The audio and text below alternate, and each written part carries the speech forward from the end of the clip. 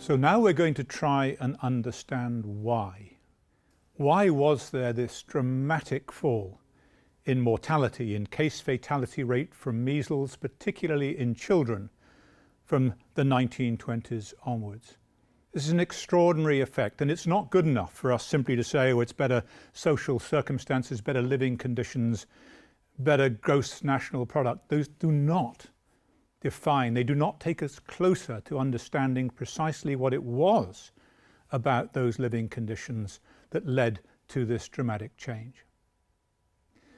Now, if you go to the World Health Organization's instruction manual for new inductees as vaccinators of the world's children, you will see a very different story. And I'm going to work by reference to this document many times over the course of this lecture series. But they say, and a key point, the impact of vaccination on the health of the world's peoples is hard to exaggerate. With the exception of safe water, nothing else, not even antibiotics, has had such a major effect on the reduction of mortality and morbidity on population growth. Is that consistent with what we're seeing in this graph? This is the mortality from measles in the United States of America over a similar period. You see the biannual epidemic pattern declining dramatically well in advance of the introduction of the vaccine in the early 60s. This is nothing to do with the vaccine. This is something very different, and understanding what it was that led to that is crucial. But as I've said before, most authorities treat mortality as static. They appear reluctant to present, let alone address, the reasons underlying this dramatic effect, preferring instead to leave the public with the perception that without measles vaccine we would, even in industrialized countries, be facing regular plagues of measles, a major killer disease. So, the question, why did the outcome from measles change so dramatically? Understanding this is so important to understanding the concept of natural herd immunity, and we will come to that. The terms I want you to understand are index case. What is an index case? An index case of measles is someone exposed in the community, for example, at school. A secondary case is someone exposed in the home, and those are two very different circumstances, as we will see. The other is birth order. Birth order has a major influence on the outcome from infectious disease. Low birth order refers to children born first or second in the family, the older siblings, and high birth order refers to those born as the third child or later, i.e. the younger siblings. Now, for measles, age of exposure is a major determinant of outcome. And as I've said before, measles at the extremes of age, in the very young and in adults, is associated with more severe disease and worse outcomes.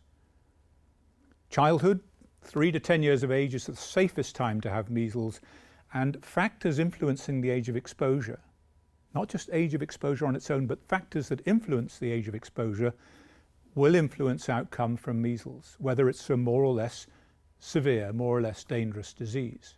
And I will explain those. So what factors influence the age of exposure? Let's take an average American family in the era before vaccinations were available, the Waltons. And we have there the oldest sibling, John Boy, and the youngest sibling, Elizabeth. Now, their patterns of exposure to measles will be very different. In this next slide, we can see that birth order effect, low birth order, that is John Boy, the oldest sibling, will not have had any siblings to infect him in the home. So he will have experienced his infections later in life. Let's say when he goes to school, he encounters other children who have measles and he gets measles. He is an index case. He gets his infections later, but he comes home and he infects his baby sister, Elizabeth. She's a secondary case. She's infected in the home and she's infected before she's gone to school. In other words, when she is young. So birth order will have a major impact upon the timing of your infection.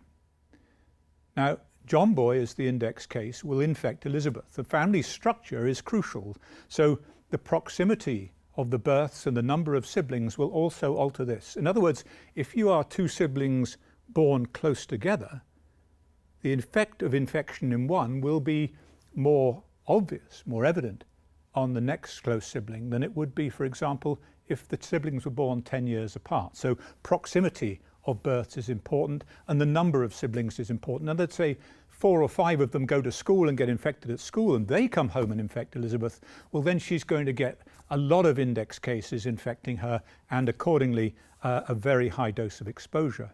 And the other thing to bear in mind are the social circumstances of the family.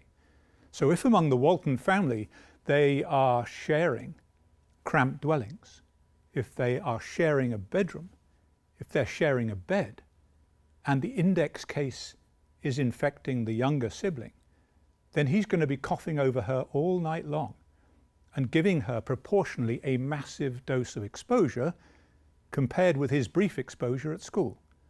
So you can see that the structure of the family and the circumstances of their living, let's say historically when measles was a major killer in periods of slum dwelling and large families, there was an intensive exposure to secondary cases infected in the home, and according to that, a very high morbidity and mortality, particularly in those younger children. So age of exposure is not just a risk per se because, let's say, the immune system is immature, but because they are also at risk of higher dose exposure. And it's intuitive to believe that higher dose of exposure would make the disease worse.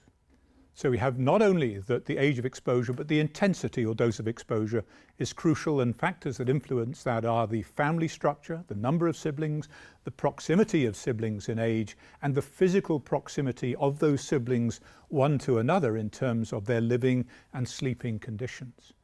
And in times gone by, when people were living in circumstances where high numbers of family members were living in very small dwellings, in cramped accommodation in cities, then dose of exposure was very high and the outcome was more severe.